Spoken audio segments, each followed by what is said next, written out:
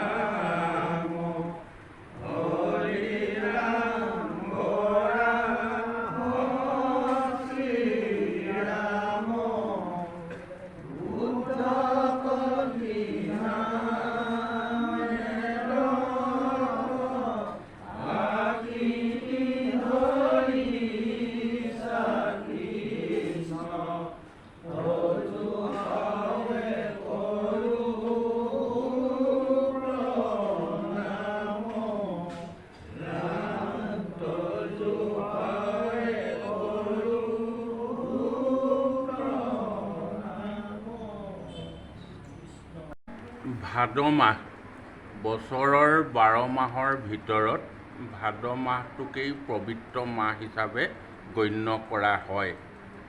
বিশেষভাৱে ইয়াৰ কাৰণ হ'ল কি, ভাদ মাহতেই আমাৰ পৰম ঈশ্বৰ কৃষ্ণৰ জন্মতিথি পৰে। তাৰ উপৰিও আমাৰ গুৰু দুজনাৰ মৃত্যু তিথি আছে। ইয়াৰ উপৰিও ভাদ মাহতেই আমাৰ শাস্ত্ৰ লিখা আছে, পৰীক্ষিতে 7 দিন 7 ৰাতি ঈশ্বৰৰ নাম চৰ্চন কৰি মুক্তি লাভ কৰিছিলে।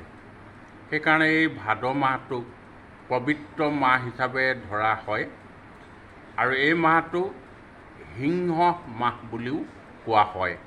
গতিকে এই ভাদ মাহত সেইকাৰণে ঈশ্বৰৰ নাম চৰ্চা কৰা হয়।